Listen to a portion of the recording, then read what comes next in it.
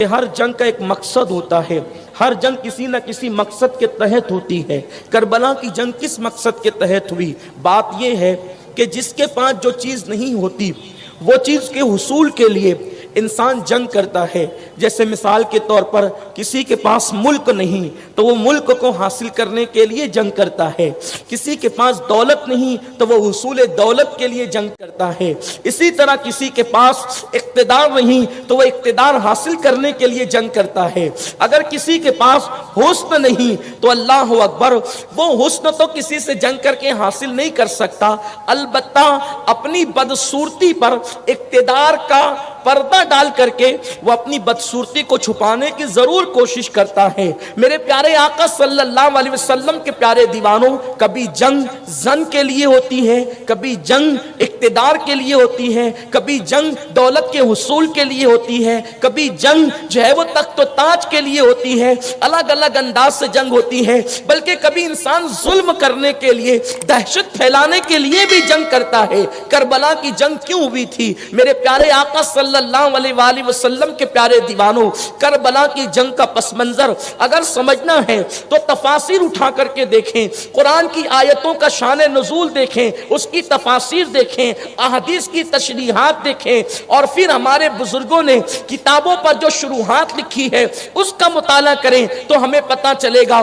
دراصل دو ذات ہے اور یہ جنگ اصل کردار کی جنگ ہے، یہ جنگ ذاتی جنگ نہیں ہے بلکہ یہ جنگ کردار کی جنگ ہے۔ میرے پیارے آقا صلی اللہ علیہ وسلم کے پیارے دیوانوں، یزید جس سے امام پاک نے جنگ کی ہے، اگر وہ میدان کربلا میں موجود اگرچہ نہیں تھا لیکن امام پاک کی جنگ ڈائریکٹ تو اس سے، اللہ اکبر، اس شخص نے، اس نے جو ہے امامت کا، خلافت کا جو دعویٰ کیا تھا، امام پاک اس کے کردار کے خلاف تھے۔ حضرت سید محمود آلوسی رحمت اللہ علیہ اپنی تفسیر روح المعانی میں لکھتے ہیں کہ یزید اس خبیث اور بدبخت انسان کا نام تھا کہ جس نے رسول اللہ صلی اللہ علیہ وآلہ وسلم کی نبوت و رسالت کی تکذیب کی تھی، یعنی حضور علیہ الصلوۃ والتسلیم کی نبوت کا اس نے انکار تک کر دیا تھا۔ میرے آقا صلی اللہ علیہ وسلم کے پیارے دیوانوں، تفسیر مظہری آپ اٹھا کر کے دیکھیں،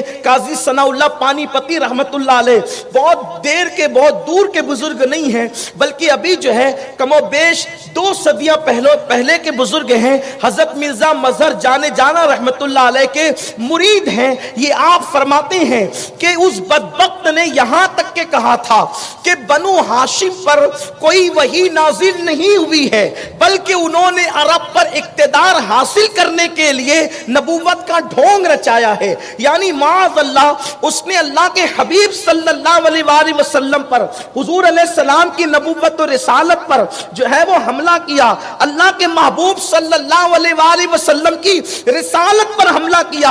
اتنا ہی نہیں بلکہ اللہ اکبر، یہ باتیں نقل کرنے کے لیے جو ہے وہ کلیجہ منہ کو آتا ہے۔ شیخ عبدالحق محدث دہلوی رحمت اللہ علیہ اپنی کتاب شور آفاق کتاب، یہ عبدالحق محدث دہلوی کون ہے؟ جن کی محنتوں سے علم حدیث ہندوستان کے اندر پھیلا ہے، محقق علی الاطلاق ہے، اکبری فتنے کو دھول چٹانے والا یہ شیخ عبدالحق محدث دہلوی اپنی شور آفاق تصنیف مدارج النبوہ جلد اول میں نقل فرماتے ہیں کہ یہ یزید اتنا بدبخت تھا کہ ساری امت کا عقیدہ یہ ہے، ساری امت کا عقیدہ یہ ہے کہ مومنین کی مائیں ہیں رسول اللہ کی بیویاں، حضور کی ازواج مطہرات پوری امت کی مائیں ہیں، اللہ اکبر، اور امت کی ماں ہونے کی وجہ سے اب کسی امتی کا نکاح نبی کی بیویوں کے ساتھ نہیں ہو سکتا۔ لیکن یزید وہ پلید انسان ہے کہ جس نے کہا تھا کہ معاذ اللہ مجھے موقع ملے گا تو میں عائشہ کے ساتھ بھی نکاح کروں گا۔ جب یہ بات صحابہ تک پہنچی تو ان لوگوں نے اس پہ لعنت کی۔ یہ اللہ کے نبی صلی اللہ علیہ وآلہ وسلم کی ازواج مطہرات کے ساتھ اس طریقے کے جو ہے وہ نیت رکھتا ہے، بدنیتی رکھتا ہے۔ آپ غور فرمائیں، یزید کو آج کل اگر کوئی بندہ جو ہے وہ اچھے انداز میں پیش کرنے کی کوشش کرے، یزید کے کردار کو نہ کوئی دھل سکا ہے نہ کوئی دھل سکتا ہے۔ جو یزید کی وکالت کرنے جائے گا وہ خود گمراہی کے دلدل میں پھنس جائے گا۔ میرے آقا صلی اللہ علیہ وسلم کے دیوانوں، اور پھر اس کے بعد آپ دیکھیں کہ ہمارے بزرگوں نے کیا لکھا۔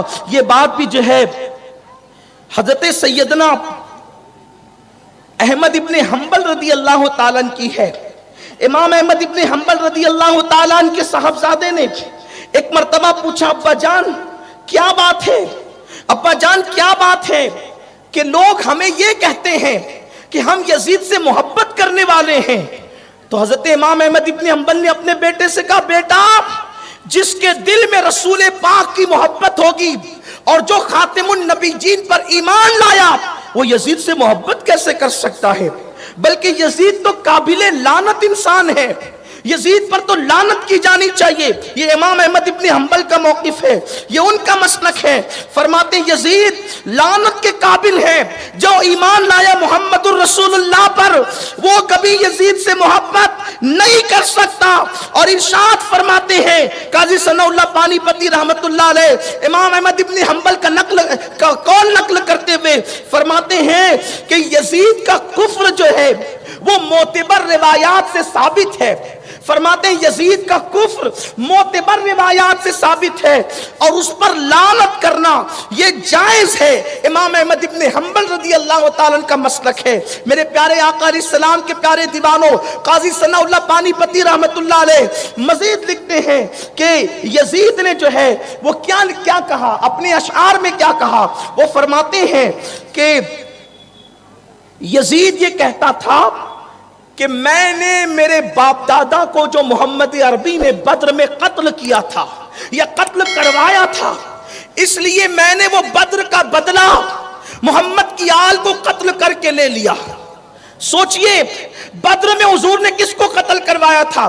اور ایک بات یہاں کھل کے آج آپ کو کہنا چاہتا ہوں، یہ لوگوں کو علی دشمنی کیوں تھی علی کی آل سے؟ حالانکہ بدر میں تو اور بھی صحابہ تھے اور صحابہ کی اولاد سے یزید کو اتنی دشمنی میں نہیں تھی۔ امام حسین سے اتنی دشمنی کیوں تھی؟ اس لیے کہ آپ بدر کی تاریخ کو اٹھا کر پڑھیں تو پتا چلے گا کہ بدر میں 70 کافروں کو قتل کیا گیا۔ کتنے کافروں کو؟ 70 کافروں کو۔ 70 کافر بدل میں قتل ہوئے، 35 کافر علی نے قتل کیا تھا اور 35 کو سب نے مل کر قتل کیا تھا۔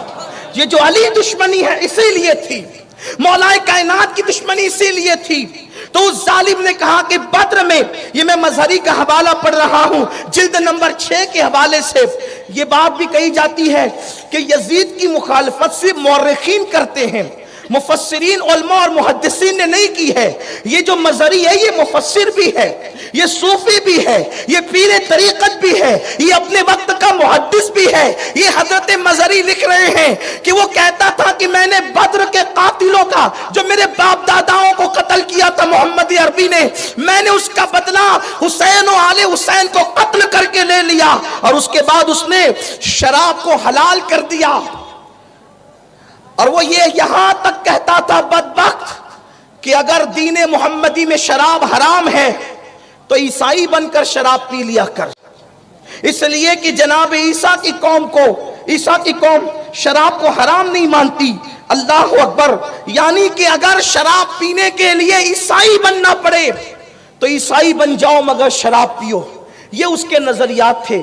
پورا اس کے لیے تاریخ کے اندر اگر آپ پڑھنا چاہتے ہیں تو میں چند کتابوں کے نام پیش کر دیتا ہوں، آپ اس کو جو ہے وہ تفصیل سے اس کا کردار اور پورا کیریکٹر پڑھ سکتے ہیں جہاں سے میں نے یہ چیزیں لی ہے۔ امام حاکم کی مستدرک، الاصابہ، اس کے بعد صواعق المحرکہ، تکمیل ایمان، تاریخ خلفاء، فتاوی عبد الحی، تاریخ ذہبی، یہ نابع المعدت، طبقات الکبریٰ، ابن عساکر اور موطا امام مالک، اور مولانا زکریا صاحب کی کتاب جو ہے وہ فضائل اعمال بھی آپ دیکھ سکتے ہیں۔ اس سلسلے کے اندر کچھ باتیں انہوں نے بھی اس سلسلے کے اندر بیان فرمائی ہے۔ میرے پیارے آقا صلی اللہ علیہ وسلم کے پیارے دیوانوں، تو یزید کا کردار یہ ہے، اما عائشہ کی شان میں توہین، بدر کے اندر جو کافروں کو قتل کیا گیا ان کی تائید، محمد عربی کی وحی کا انکار، اور صاحب آلوسی حضرت صاحب روح المعانی علامہ آلوسی رحمت اللہ تعالی علیہ کا یہ ثبوت کہ اس نے نبوت مصطفیٰ کا انکار کیا، حضور علیہ السلام کی نبوت و رسالت کا انکار کیا، اس پر آپ تفصیل کے ساتھ دیکھ سکتے ہیں۔ تو اب یہ جو کربلا کی جنگ ہے یہ کردار کی جنگ ہے، ایک طرف یزیدی کردار ہے، زنا، شراب یزیدی کردار ہے، کتوں کو نچانا، بندروں کو نچانا، محرمات کے ساتھ نکاح کرنا، نبوت مصطفیٰ کی توہین کرنا، رسالت مصطفیٰ کی بے ادبی کرنا، اصحاب کی شان میں توہین کرنا، یہ یزیدی کردار ہے۔ اب اس کے خلاف اگر کوئی اٹھ کر کے کھڑا ہوا تو وہ مصطفیٰ جان رحمت کا لال سیدنا امام حسین علی جدی علیہ السلام کی ذات ہے، یعنی امام پاک دین کے تحفظ کے لیے، دین کی حفاظت کے لیے، دین کو بچانے کے لیے اٹھ کر کے کھڑے ہوئے۔